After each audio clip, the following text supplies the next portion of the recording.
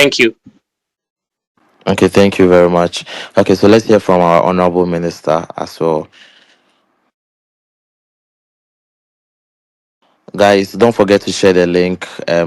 Use the hashtag Kalije Space. I can see a lot of tags, I can see a lot of comments, but we have limited time, so yeah. But let's hear from our minister for now. Thank you. Let me say that it has been an incredible and insightful conversation. I've listened a lot. Some of the questions I will answer them now, but some of them you will get the answer as part of the budget that will be presented to Parliament, God willing, on Tuesday the 11th at 10 a.m. in the morning. First, let me make this point. Let us not deceive ourselves that the country is out of the woods yet. Our economy is still in distress. And the first thing we need to do is to take measures to bring us back to the stability that we deserve. We should understand that a rising tide certainly will lift the ship, and that where we are now, without stable economy, most of the things that we are talking about, we may not be able to achieve it. And so the focus will be to stabilize the economy. Our focus as part of the budget will be to take steps to stabilize the economy, take steps to bring inflation down, take steps to reduce the high cost of living, reduce food inflation, and to ensure that we can have some stable prices and stable exchange rate. There was a question relating to the possibility, or asking government if we can control prices at the market. I'm afraid to say that in an open economy, it is difficult to control prices. But what we can do is to put together a framework where there will be a stable exchange rate, stable inflation, and a stable economy. That in itself will control the prices that we see moving from 1 city to 3 cities within 2 days or 3 weeks. So that should be the focus, and we will work around it to make sure it happens. If you are to look at the manifesto, we have a number of policies. Some are time bound, some within 120 days, some within 1 year, and some after 1 year, and some in the medium term. You can certainly not accommodate every single thing in the manifesto in one budget year. The focus will be to identify those that we pledge to complete and implement in the first year and within the 120 days. And then also we plan to implement the medium-term policies as we have pledged with the people. And so we will ask for the general public to understand that some are time-bound and some are going into the medium term, and that we can't implement everything in one single year. I don't want to paraphrase the former vice president who said, if I do everything this, I don't want to do that, but I just want to say that clearly we will take steps to ensure that those policies, as enshrined in our manifesto, we commit to implement it within 120 days and the first year, takes precedent over the medium term one. So we do also take steps to handle them. But some of the revelations coming from the conversation is telling. I'm hearing for the first time that since June 2023, a group of pharmacists were put on the payroll. They were asked to work for Ministry of Honorable Minister, please. I think your network. Okay, I think he has dropped. He will be joining us again in a bit. So I think he has a problem with his network. So guys, as we wait for him, we can also have a small conversation here. So the plan was once he finished speaking, I'll get my co-host to also tip in from their point of view, and then we hear from him again and also get a lot of people to speak. But as I said, a lot of people will be given the opportunity to speak. So far, we still have over 100 requests, and we've been doing the space for close to an hour now. We still have more than 100 requests, which means that the requests keep coming, like they keep coming, and I'm trying my best to get as many people to speak as well. So please, if you get the opportunity to speak once we resume, please keep it short and brief so that we can get as many people as possible. From our side, I haven't asked a simple question, a single question yet, but I had like 8 questions lined up that I was hoping to see him address, which I think one of the major things I was looking for is the duty on at the ports, if they'll be reduced or removed, like most of them will be removed in this budget or the next budget. And also revenue generation, because I realized that the previous government was more focused on revenue generation through taxes. What are the forms of revenue generation this government is looking at implementing or bringing on board to help stabilize our economy and our currency? The betting tax, COVID tax, e-levy, and the toll booths was also part of the questions I was looking at answering. And one of the things that in recent times caught my attention was the economic dialogue. So I followed for a bit. I didn't follow to the end, but from the document I saw and from the conversation I saw, I realized that most of the state agencies or the state companies were running in losses. They were all red, red, red, red, red. Is the government going to provide KPIs for them? I mean, KPIs for some of the MDs and the appointees, and so that we can be able to track their progress. And if they are not performing well, they'll be removed or reshuffled. I think those are some of the things I was looking at the minister addressing. But hopefully, once he comes on board, maybe we can still look at it. But let me hear from Alfredo and Austin. So far, I think also for Alfredo has been quiet. So let me hear from him and then Austin, and then we wait as we wait for our minister to come back. So far, your thoughts? No, I think definitely a broad range of questions here, in terms of different angles. This is literally touching everything. So one of the things that I had thought about was, this was going to be a lot more youth focused, right? Like in terms of, but basically the questions are touching on every angle, and that is great. One of the questions that I also had, and I think one of the speakers had asked about what accountability framework is the government going to propose, right? Because I think the issue, when you look at our system, one of the things that we are spending all these monies, for example, in terms of trying to get people to develop skills and get jobs and all of that. So there's all these programs that are being run. YE is running program.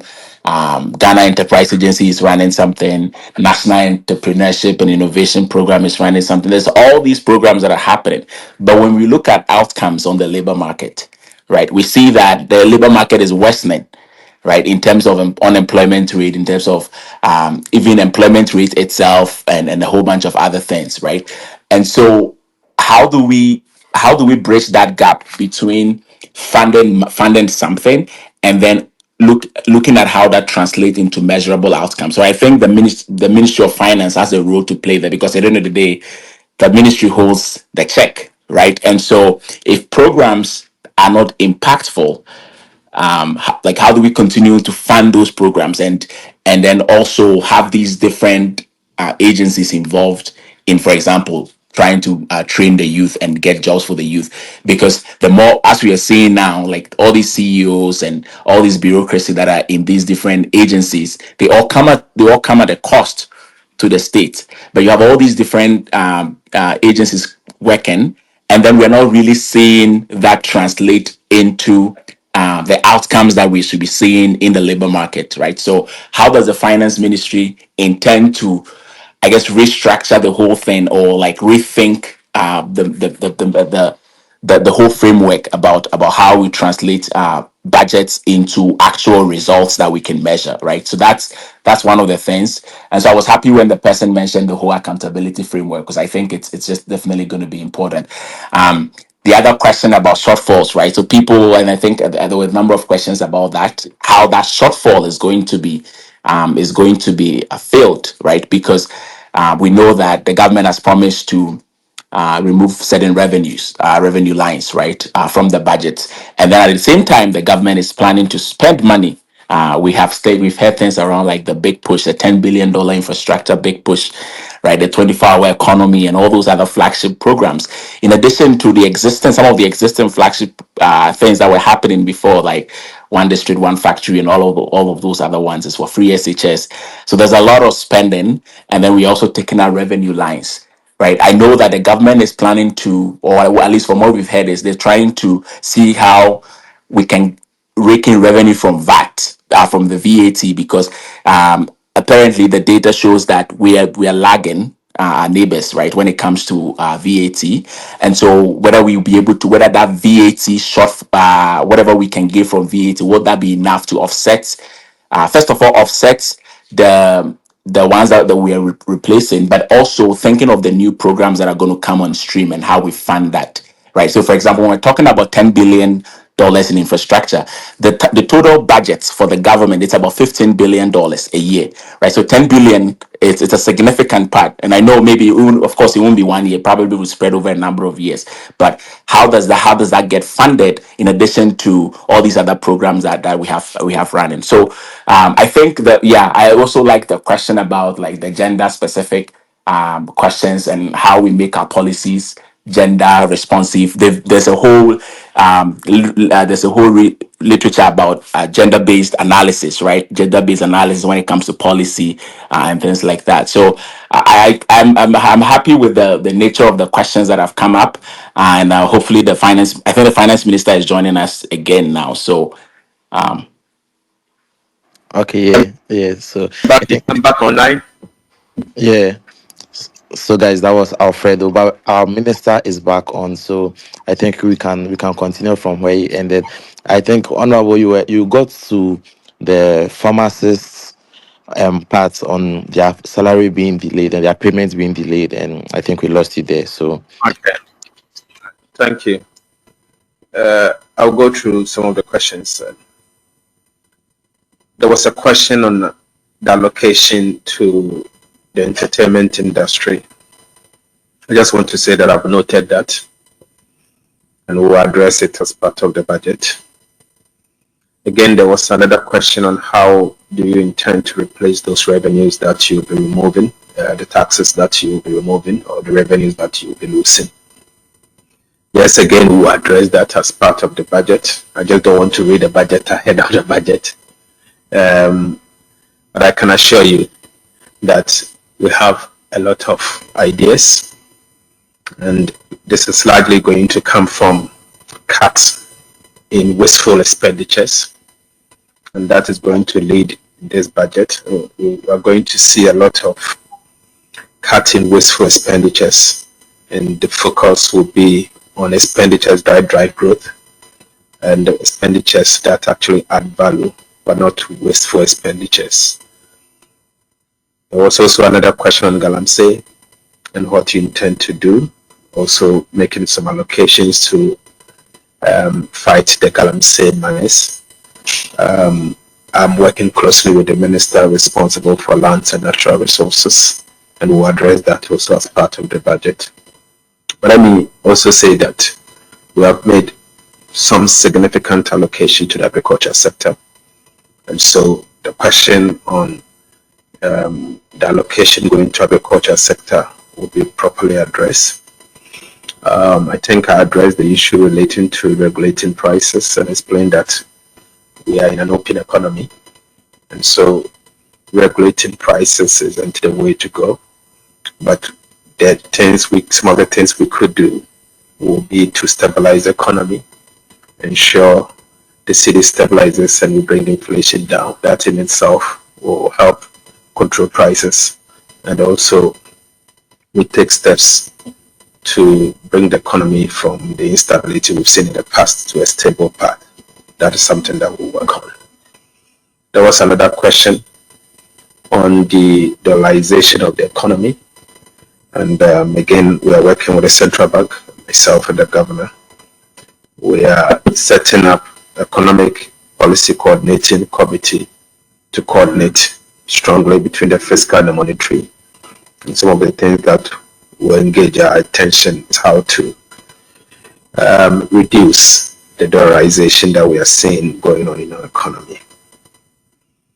There was also another question relating to someone talking for spare parts dealers, and the fact that if you were to look at the items that you import, 19 different tax handles, of which you have 5 different taxes on network charges, network VAT, network, every number of taxes. All what I can say is that we have begun the process to rationalize all the taxes at the port. We believe that some of the taxes and some of the levies in particular can be removed, because it will surprise you to know that all these levies and taxes does not come straight to the central government. Some of the levies you see there are being, the benefits is not going straight to support the consolidated fund. And so we need to identify who are those benefiting from these levies and for what purpose. And then if there's the need for us to remove them, we will have to remove them. So there's a team that are working at the moment as we speak. And I'm sure in due course we will announce that. And again, in the budget, we'll hear some announcement on how we intend to rationalize those levies and taxes at the ports in particular. Because you see, even though some of these levies are not coming directly to support government expenditure or government revenues, clearly it manifests the economy in the form of taxes. And one way or the other, it increases the cost of doing business and the cost of living. And so it's important for us to review them. So we will take steps to do that. There was also another question as to whether we should earmark the gross gaming revenue for the purposes of tax, for the purposes of finance and sports. I think the minister responsible for sports made the same agreement the last time I met him. And so we may consider this in the medium term, but currently it is not on the table. But we may consider this in the medium term to see what we can do for sports. But regardless of earmarking this revenue, we'll make some significant allocation to support sport development in our country. Because you can see that sport is going down by the day. And so there's the need for us to, as much as possible, make the needed allocation towards sports development. Then cost of living crisis. A question was raised on cost of living crisis. I agree with the questioner that clearly there is some significant cost of living crisis, and in fact it's getting bad out there. And so we need to take steps to reverse this trend. And so the steps we'll be taking is to stabilize the economy, consolidate the economy, the fiscal strongly. I mean, we'll front load the fiscal consolidation, and we'll front load it in such a way that at the minimum we'll see an economic stability. Prices are expected to, not to rise at the rate as we are seeing, and we expect to bring inflation to a possible 8% plus or minus 2 in the course of the year, and many other measures that will take as part of the budget. So be rest assured we'll take some strong measures. There was another question on how do you intend to recalibrate the ESLA and what are our plans for the thermal oil refinery. Yes, we will recalibrate the ESLA as part of the budget, so we should expect to see some recalibration of the energy sector levies. But again, let me also say that the minister responsible for energy and green transition has the mandate to find a better way to deal with the thermal oil refinery. I've seen his plan, and in the coming days, we'll be announcing government's plan for the thermal oil refinery and many others.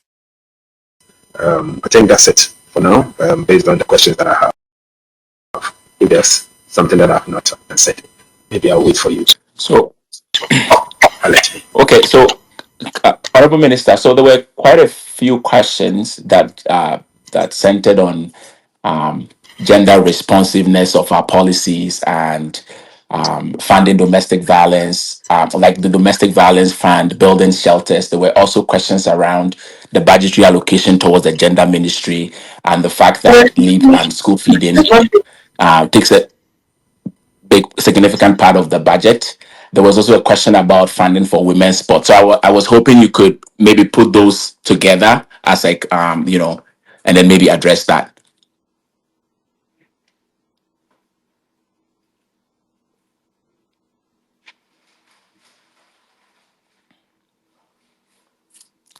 Honorable Minister, do we still have you?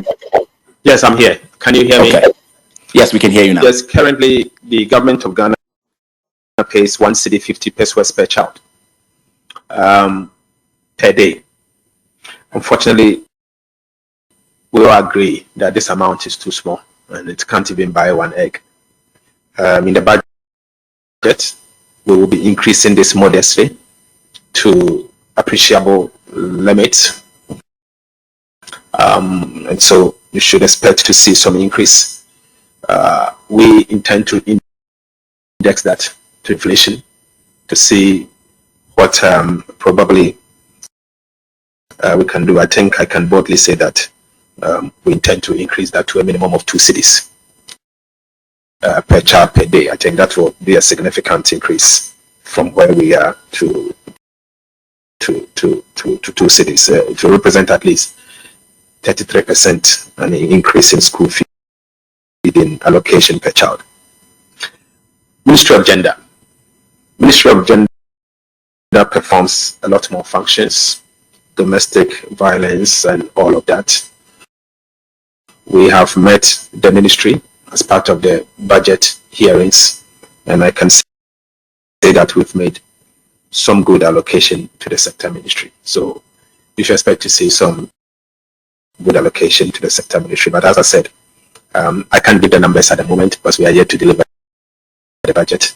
And after the budget, probably I may have to come back to your show and take specific questions to explain the rationale behind some of the decisions that we have taken. But at this stage, I'm here to elicit your views and to make some, to allow you to make some input towards the finalizing of the budget that will be delivered to Parliament, God willing, on Tuesday, the 11th. So I think at this stage, I thank you very much for having me. Okay, thank you. So let me ask a question about entrepreneurship and the labor force. And so when we look at the labor force, right, it is generally dominated by self-employed people. So I like every time when I hear people talk about the fact that entrepreneurship is people need to be entrepreneurial and all of that. I think there's a lot of entrepreneurship. I think the issue though is that we've had a lot of programs targeted at capacity building. So you have like things like the U Start and all those stuff. But one of the big barriers is credit access. And we know that when you look at bank credits to the private sector, right, it has been on a decline. So, for example, as a share of GDP, it was about 17% in 2015. And as of 2024, we are looking at about 9%. So even established businesses are struggling to access credit. And part of that is because of the elevated credit risk on the credit environment, right? So how would this budget and subsequent policies ensure that young people get access to credit either to start or scale up their business? Great question. Let me say that access to credit, I mean, the numbers you gave out from 17% to 19% banks giving credit to the private sector is quite worrying and scary. This is largely as a result of government crowding out the private sector, because government is over borrowing from the banks. Today, banks find it more easier to lend to government than to engage the private sector, because obviously government is easier, and they'll pay high rate and all of that, because government is heavily engaged in the treasury bill markets and taking so much from the private sector. In the last few days, the last 2 months, you have seen a reduction of government activity in the treasury bill market. Week in, week out, we reject some bids. Sometimes we reject up to 10 billion cedis. Sometimes we reject up to 8 billion and 5 billion cedis. A time will come that these banks, after seeing consistent rejection, will have no choice than to lend to the private sector. That is where we are going. But if government increases its appetite towards borrowing, it may mean that the banks will lend to the government and leave the private sector. Today, when we took office, the T-bill, the 91 days T-bill rate was about 28%. We have successfully reduced that from 28% to 17%, 17.9%. This represents over 10% reduction, 1,000 basis points and over. Again, the 364-day T-bill rate when we took office was 30.4%. Because of the fact that we have reduced our activities in the market in forms of borrowing in excess of the PSBR, we have seen a significant reduction of the 364 days bill from the 30.4 to today 19.9%. That again represents over 10% reduction, or 100,000 basis points. The 182-day T-bill rate, for example, has also reduced from 29% to 18%. So you can see that there is a trend of reduction in rates. In the long run, the central bank may have to come in and take monetary action that will reflect the trend. But let me say this. It is very critical for government to cut expenditure and reduce its appetite for borrowing. In doing so, there will be a lot more resources for the private sector to benefit from. Instead of crowding out, we'll be crowding you in. An opportunity will be given to the private sector, and the banks will have no choice than to lend to the private sector. I think that is where we are going now. And so you will see an improvement where this debt, as you see the numbers the indices that you gave to us, at a point they were lending 17% to the private sector, now coming to 9%. You see an improvement soon, because the banks are in for business, and if government is not taking those resources, they will have no choice than to lend to the private sector. So these are some of the things that you see in the coming days. I want to say that this trend will continue. It's not going to be 9 days wonder. We are going to continue, and we'll do what we have to do to work for the central bank to bring these rates down. And the central bank will have to act. It will also depend on what we do here in Parliament, what we do here at the Ministry of Finance. But we'll work with them, and we'll make sure that in the long run, rates will come down, and it will come down in a way that businesses will benefit, and the cost of doing business will come down.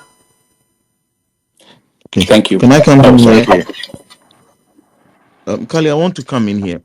In listening for the past 1 hour, I have there's something I have averted my mind to.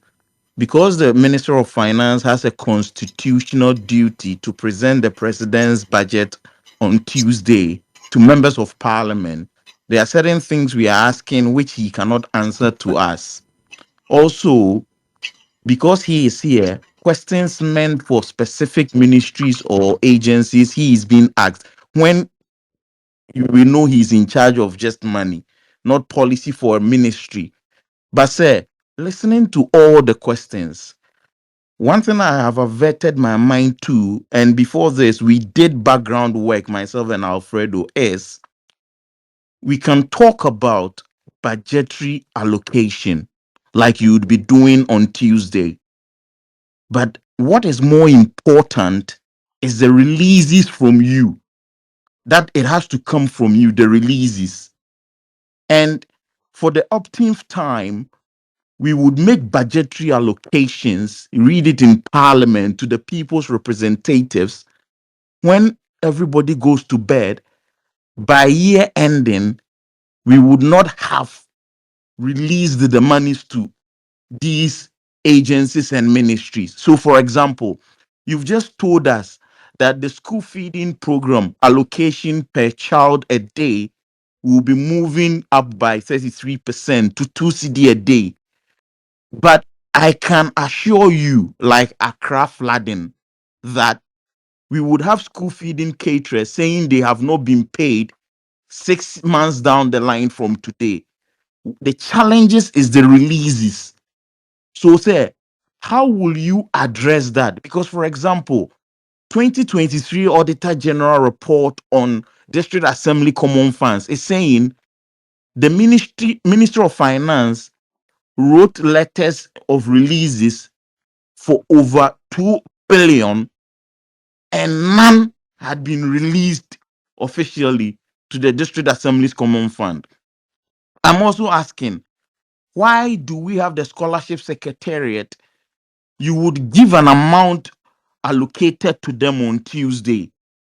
So why would we have Ghanaian students studying outside saying they have not been paid their stipends for 6 months? Is it the finance minister who has not released the allocation, or we should go to the scholarship secretariat who has the released amount but has refused it? So on releases, and parliamentary select committees have consistently talked about it, which has been lower. Sir, how do you assure the Ghanaian youth that releases would be made to these ministries and agencies to fund the nice programs you have? Thank you. Okay, thank you very much. After the minister answers this, I think we have to leave him now because he has to continue with the budget. So I think you address the final questions from our co-hosts. But I spoke to the team. We are preparing a Google form document. Those of you who are not able to address your concerns, um, I'll post the link on my page. Fill it up and we'll follow up on that for you. Also, we are making arrangements after the budget reading. I think we have a part two of this to discuss how the budget went with the minister as well. So, because there are some of the decisions that will be made that we need answers to. So, if you are not able to ask your question today, don't worry, there's enough time and there are other means by which we can send your concerns to the ministry as well. So please bear with me. So, Kali, So sorry, yeah. So, I will just have one more question in relation to that, and then maybe the minister will answer both together. So, Mr. Minister, you've talked about cutting waste, and you've talked about a lot of cutting expenditure, right? So, from a performance measurement perspective, if we were to take the budget that you give to us on Tuesday, and we compare it to 2024, would it be a fair expectation that we'll see a big drop in the two budgets, right? If so, for example, if we adjust the 2025, if we adjust for inflation and all of that, should we expect to see a budget that is significantly lower than what we saw in 2024? So maybe that can be tied in with what Austin was asking about releases. Thank you. okay, thank you very much. So let's hear from the minister as he addresses the final two questions from the co-host. I'm sure when the minister is done, he will drop and we will continue the space for maybe an extra 30 minutes continue the forum, and then we can wrap up as well. But for you guys, I'll be sharing the Google Forms so that you can fill it with your concerns. The these students, Dr. George and his people. I think he mentioned it earlier, but the minister was addressing it when he fell off. So I'm sure you address that as well as the extra two, and then we wrap up. And I'll post the link as well. But we'll bring back the minister after the budget reading as well, so that we can address a lot of concerns as well. So let's hear that from the minister, then we can continue the forum.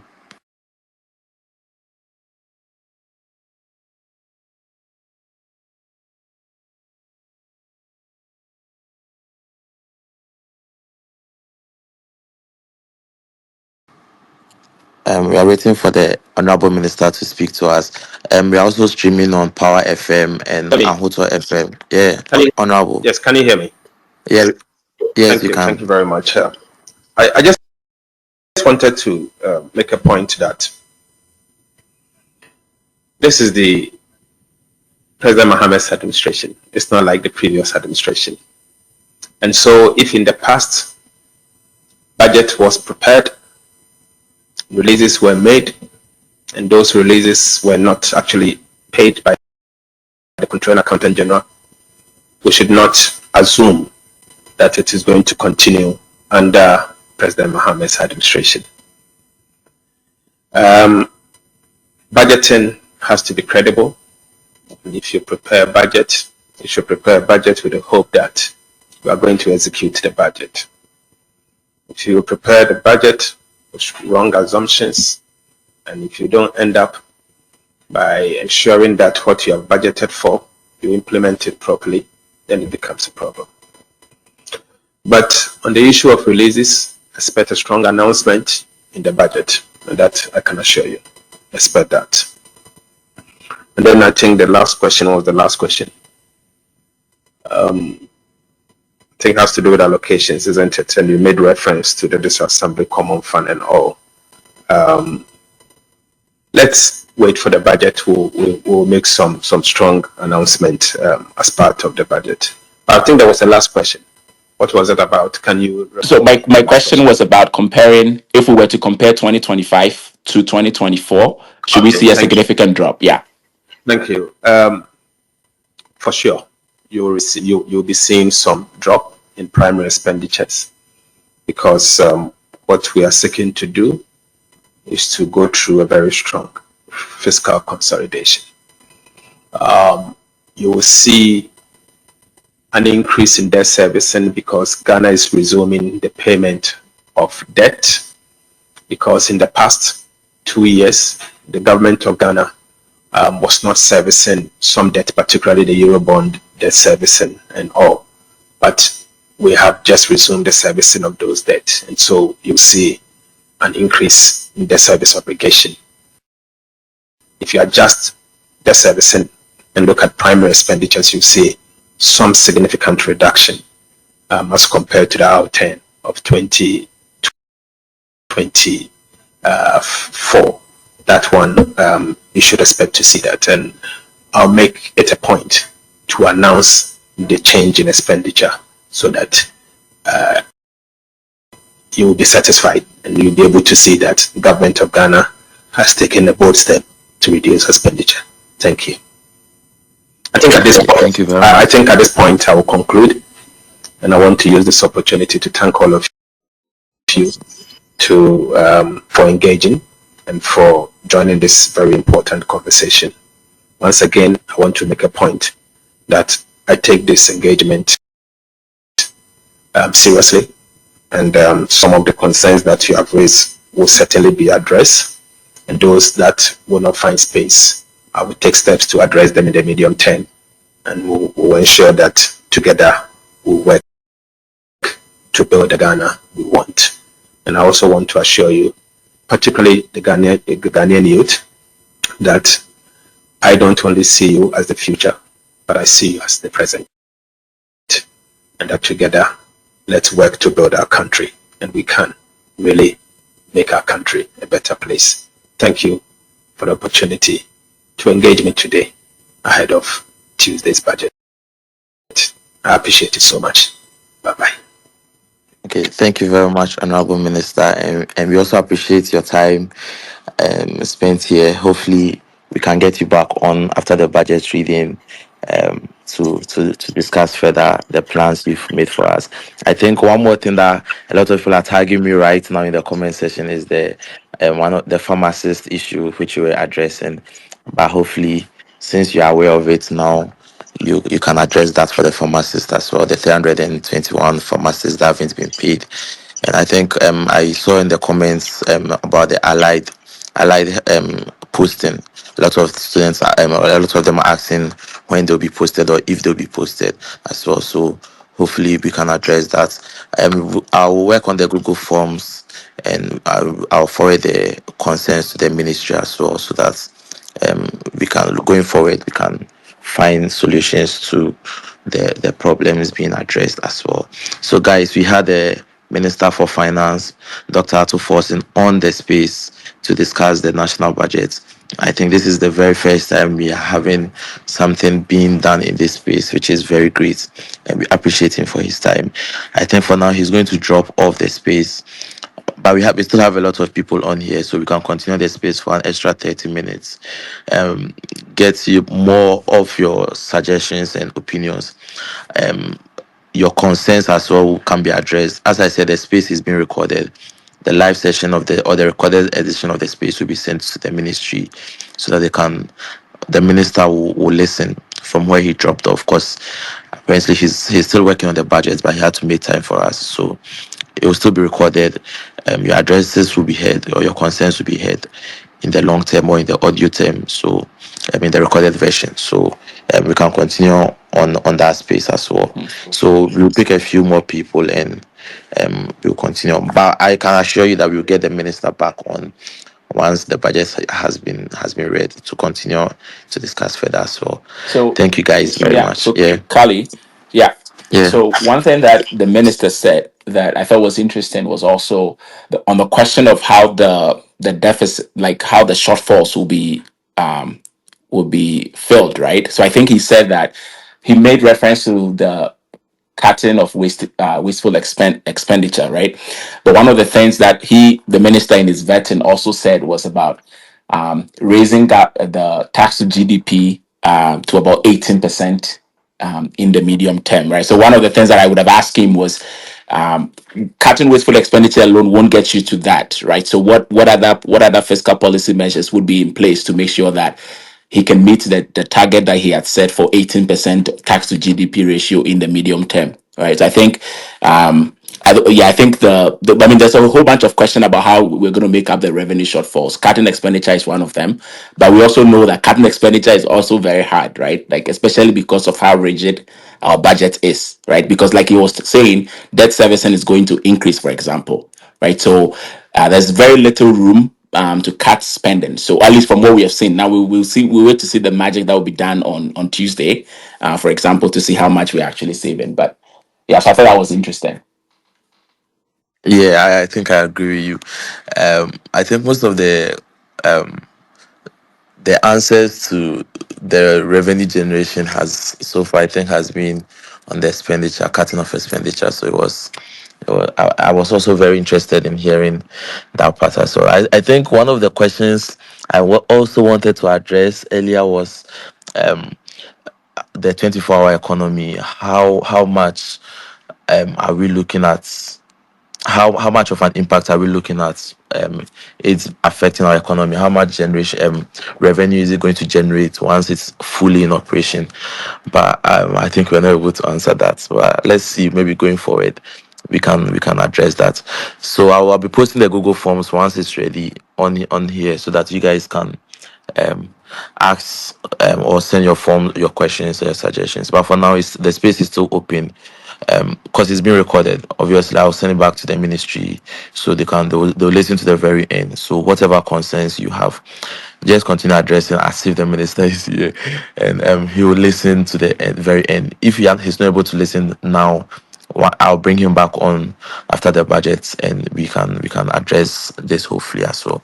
So let's pick in as many people as possible and continue from where we are. Please, if you get the opportunity, go straight to the point, ask your question.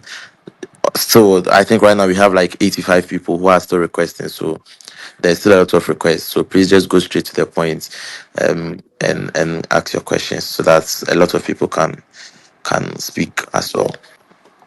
So let's hear from I think Prince or say after Prince or say we hear from Richard and Adam Eden Kofi.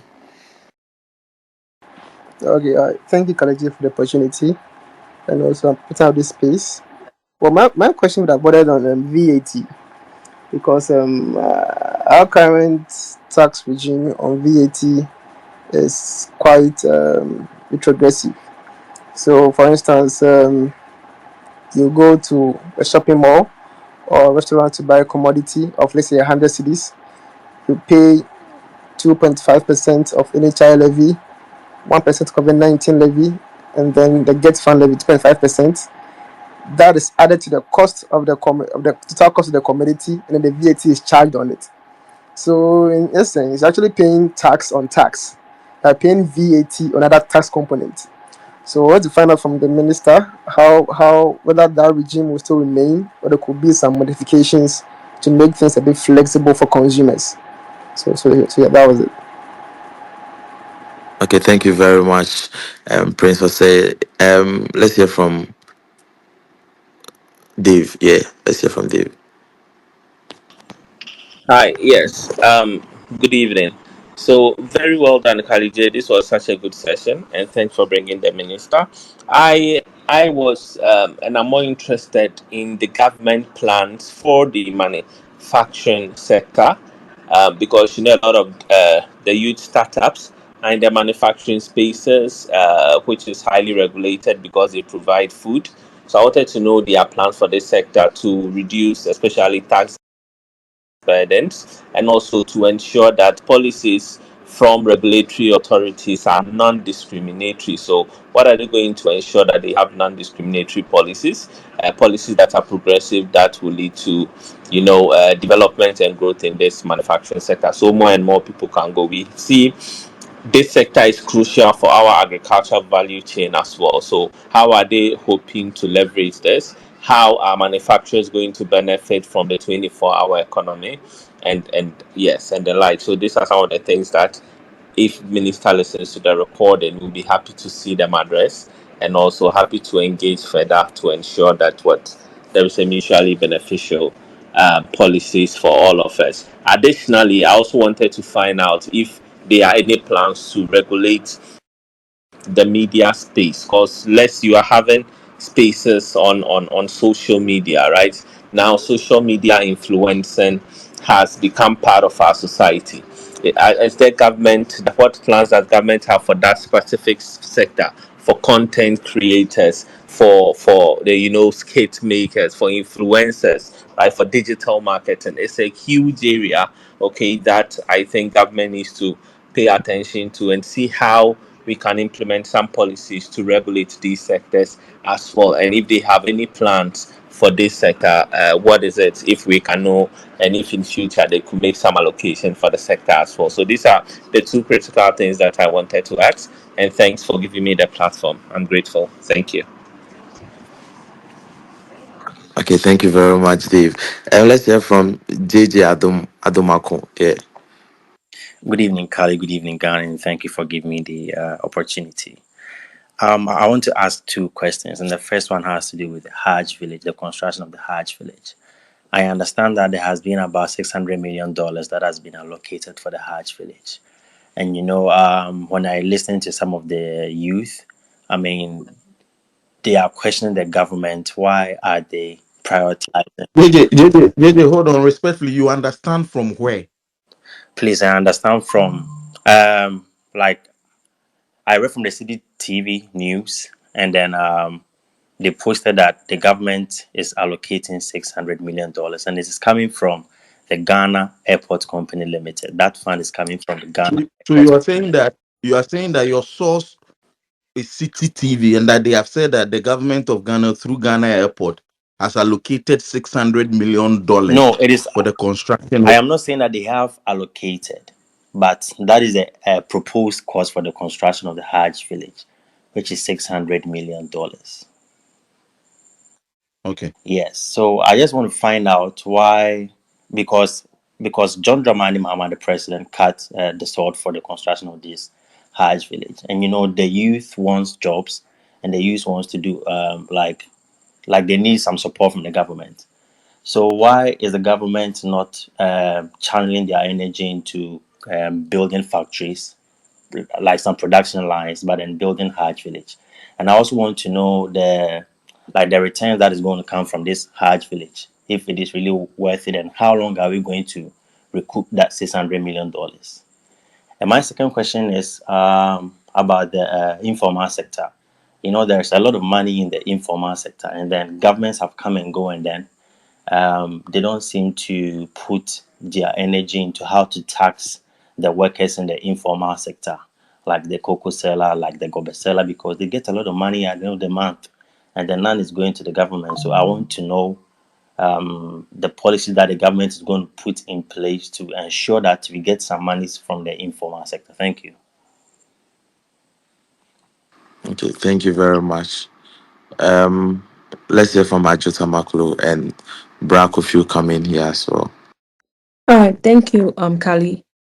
One thing, was this space reserved for journalists and people in the media to come and ask questions? Just a little thing I noticed on the people. No, there were non-journalists, more non-journalists who asked questions than Okay, journalists. thank you for clarifying. Um, Okay. okay, I was going to ask the minister, because he did say that a lot of it is now only going to be captured on this year's budget, which I understand, but what happened during the COVID-19 era was something that is obviously unexpected, especially for a global crisis. So, and it can happen anytime, any day. So, for this year in particular, did we make any contingency plans on something similar like COVID that could happen at any point, any time? That was what I wanted to ask the minister. So, thank you. Okay, thank you very much. Brack Kofi, let's hear from you.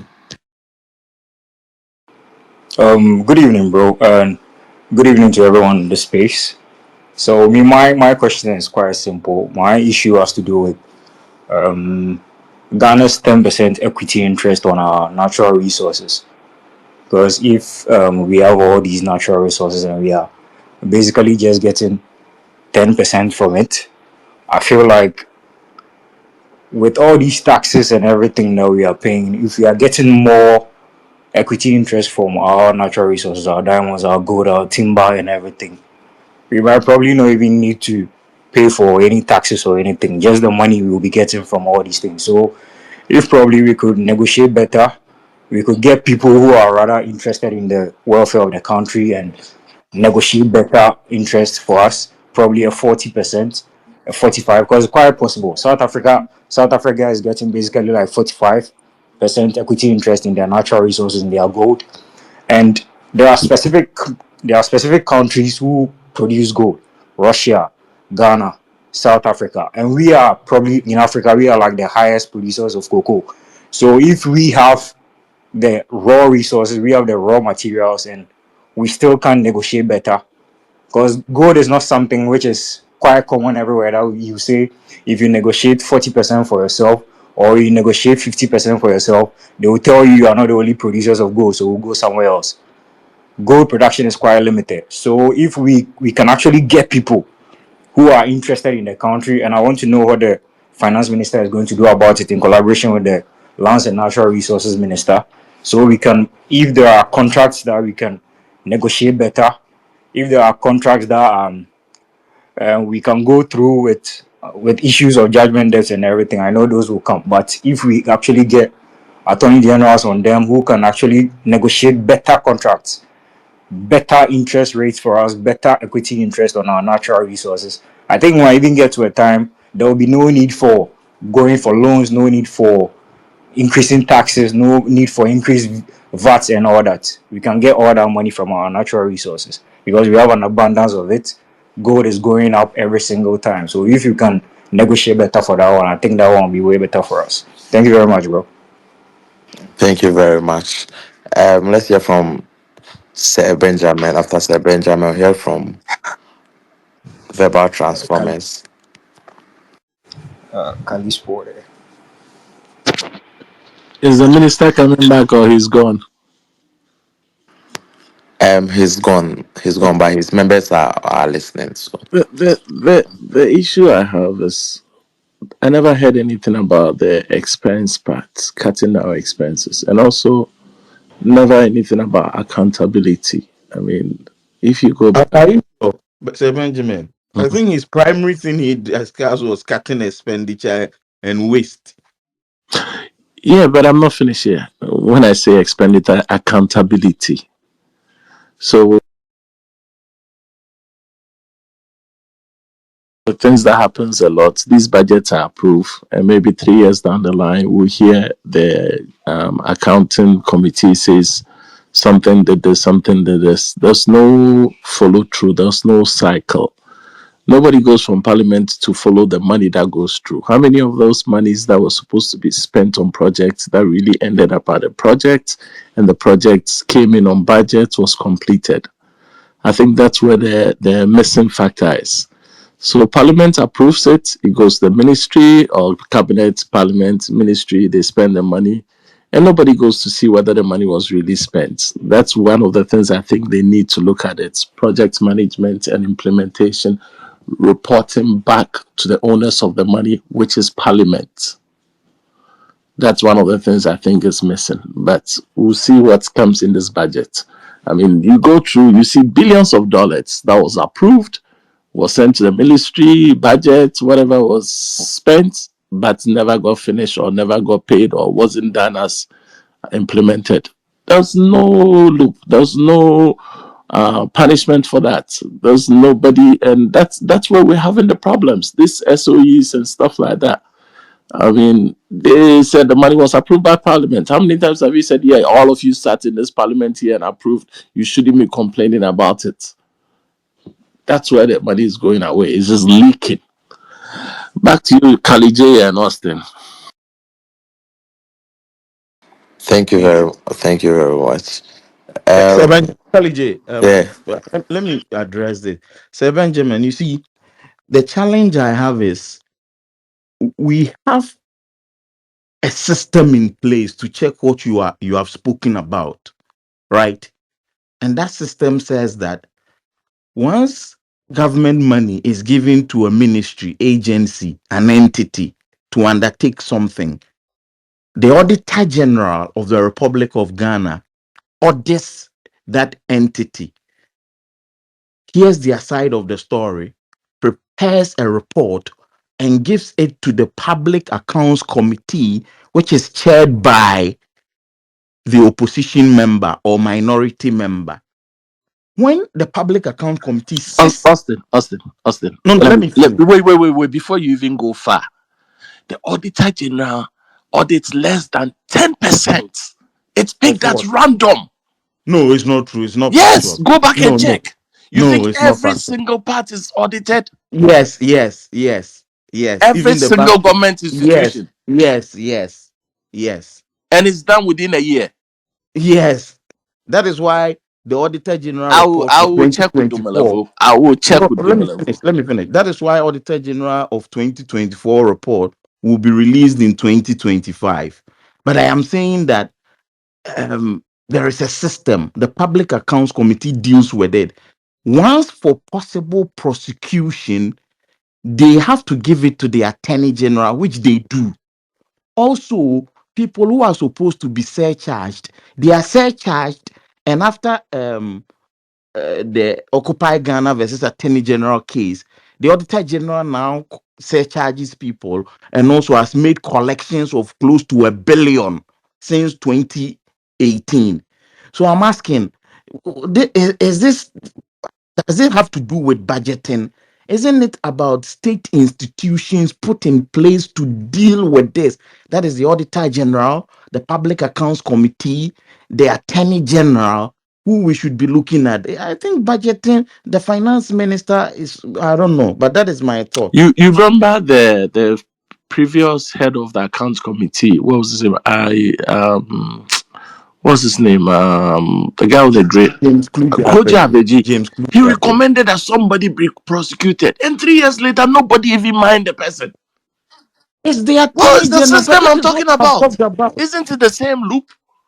And it's supposed to be, if you don't spend the money, your next budget is not supposed to be approved. What happens to that? They still say, yeah, yeah. That's where Yeah, but that that's is where the not bucket is which leaking. let me ask you, which law supports your position that when an entity is found to have gone contrary to and misappropriated funds, their budgetary allocation should be halted? I don't think that is legal. That is what the law Not says. halted. The law So says, they approve their budgets. The next budget is supposed not to be approved.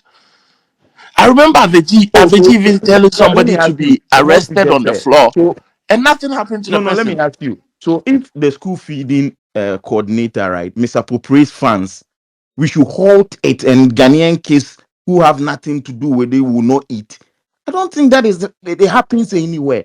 Let the person who was misappropriated funds be prosecuted, but we cannot hold budgetary allocation to an entity just because a head or one person there or even the whole entity decided to misappropriate it. Yeah, that is chaotic. I don't know, but let's move on. There's not time for this. But I would just wanted to draw your mind to. We can have that discussion another time. Let's move on so that we don't do a back and forth. No, But no I problem. appreciate your view. We'll talk later. No problem. Well, I think so. I think the point that Sir Benjamin is making, though, right? I think it goes beyond the because the auditor general just audits like the financial statements of these. So there's more like value for money detail audits that's done every year, right? Because they have to. They cannot. They won't be able to do that to begin with. Like they won't be able to do detailed performance audits of each of these state-owned enterprises and all these public agencies, right? So what they publish on those broad reports, it's more on the financial statements, right? So they audit the financial statement, they talk about whatever irregularities they've seen and all of that. Because it will be hard for them to do performance audit. But I think that's the point that he's getting at. I think, at least from my understanding, Yeah, I mean, if it's about if this it's loop a was there, you think it would take that long for us to find out that National Cathedral, the money that was spent wasn't supposed to be the money that was spent? I mean, National Service 3 years later, if there was really auditing going on, yeah, because the financial statements audits that they even do even won't. the internal auditors that's supposed to be put there. And I remember the over saying this again and again. They don't even have enough people to put the internal auditors there and external auditors to come there. It's all not done. So when the money goes, however they spend it, that's it. We make so much noise about the political class. It is the service people, the directors of the institutions, the directors of the ministries and things. Those are the people who nobody looks at them. But that's where the as Atacha will say, unknown criminality, That Anyway. part that part I disagree with. So that part I disagree with. I think regardless, no matter what, the buck stops at the political leadership. So if it's a civil service, that's what the issue is. Well, it's up to the political leadership to address that, right? Because at the end of the day, the civil servants do they have direct interface or direct accountability to the people, right, versus the political leadership? So if the political leadership think that that's where the issue is, so for example, national service, right, if that's happening in national service and it's not the politically appointed people that are spearheading it, it's the public service or the people that are in the civil service that are doing that, well, it's up to the political leadership to be able to No, figure that I'm out. not blaming one or the other. It's a combination.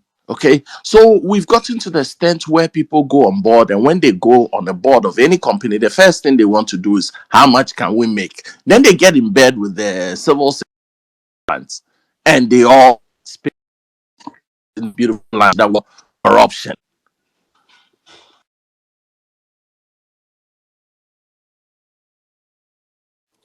Yeah. So I think, Kali, we can pick the next speakers. Okay, Yeah. okay. I was just listening to the conversation. Let's hear from Benny, and after Benny, verbal transformers. And I think before Benny, let me hear from Edem Kojo. I think he made some clarification that I wanted him to address. And then after that, we'll hear from Benny and then verbal transformers. Okay, thank you. I think my main reason why I actually just requested this was I have an issue with when false news is being published or pushed out. And I think for a space like this, it's important that when people put out something that is not accurate, we try to correct it because it's a big space and people can take it out there. So there was a guy that came, I don't know whether it's Prince, maybe I got the name wrong, that was saying that per a news reportage, the Hard Village was going to cost $600 million. I think I've shared it on my TL. The cost for that project is $14.6 million. I am not here to do a justification. I just want to put it across in the right space because when you say you are talking to government and then you decide to more like have a discussion with wrong data, they can easily just rubbish your figures you put out and then not deal with the main issue. So yes, you might have a legit concern about whether it's that amount is actually right given the circumstances that we find ourselves. But if you go and fight for 600 million instead of just around 15 million, which is the actual amount, you water down the issue that has come in. So that is on that side. If I'm going to speak on the budget, it's a banter I'm having with someone on the TL, and I think for me, I'm a bit interested in the whole conversation around our gold and then the gold board. Someone raised a point about the fact that we have so many resources, yet we have just about 10% equity. The argument we are getting around is that, they are going to institute a gold board that is going to buy from small scale miners, and then we'll probably be able to use to shore up the economy, among others. I wanted to ask the minister two questions in that regard. That when are we considering the volatility of the gold asset? So gold is a very volatile and volatile in the sense that the prices go up and down. So if you make a projection and say, okay, because we sell, we can get, or because a certain amount of gold comes from the illegal or small scale guys, we can make it, put it into a formalized firm and sell it out. We can then get in the needed revenue. Is this something that is actually something we can actually rely on? And then tomorrow, the Statistical Service is going to be telling us our GDP figures for 2024 and the first quarter of 2020, sorry, the fourth quarter of 2024 and the entirety of 2024. What we've noticed, and I'm sure Alfred might also add up to it, is that although the previous government will say, oh, yes, our economy grew by, say, 6.8% in the third quarter of 2024, we realize that a lot of that GDP or economic growth is driven by our gold or by mining and quarrying. And when you go further, you realize that a lot of it is based on our gold. Some have linked it to the fact that maybe there's been an increase in illegal mining, for which reason we are getting so much from. But that's my whole point. There's so much of a reliance on gold in this country. Last year, the Statistical Service has just released our trade data. About 80%, about 60% of our exports as a country was from gold. And so are we able to look and see, okay, beyond this whole fixation on gold, how then can we ensure that our economy is growing based on different factors? Because it's a trap we are setting for ourselves, that the day gold prices fall on the global market, the Bank of Ghana, which now says, or which says it has over 9 billion of forex reserves, which is not actually physical cash, but it's gold reserves, would see its revenue or would see its reserves fall from 9 billion to maybe 3 billion within a day. And every other thing that we have tied ourselves in the gold space would worry us. So that's one issue I have, and I really wish that one day I can get the minister to explain the plan of growing the economy beyond this fixation on gold. Okay, thank you very much, Adam. And before we continue, guys, if you look on the dashboard, there's the forms where you can send your requests or your messages to the ministry. I took it directly from the Ministry of Finance. So if you're unable to address the minister today, as promised, we have created the forms, and it will be sorted out, and then the concerns will be addressed or will be forwarded to the minister as well. So Yeah. just share, retweet it, forward it to your friends who are not able to join if they have any concerns. Those of you who are talking about the posting, the salaries, the payment, and all those questions, just fill the forms as well. So on yeah, and I think on the gold board too. I also have my own questions about the gold board, and one of them is, of course, um, we know that we've heard that the Bank of Ghana says that the with all the gold for oil stuff, the gold board potentially will be taking over that, right? And the question that generates is that how is the gold board going to find the financing to be able to do that, because there's a lot of money that will be committed. Is the Bank of Ghana going to be basically giving money to the gold board to do that? Because if that's the case, then has the Bank of Ghana really left the whole gold board or the whole gold purchasing or gold trading programs that the Bank of Ghana is doing, right? That's one of the things. I think the other thing is also we've heard that, or at least the Bank of Ghana boss even said that they had made losses. We don't know how much of losses they've made, right?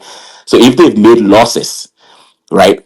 And this gold board is going to be a new entity. It doesn't even have any credit rating or any sort, right? The PMMC that the gold board is going to replace doesn't have the balance sheet. Like if you look at the financial statement of the PMMC, right? Like it has very little in terms of assets and all of that. So how is it going to be able to finance all the things that you are talking about?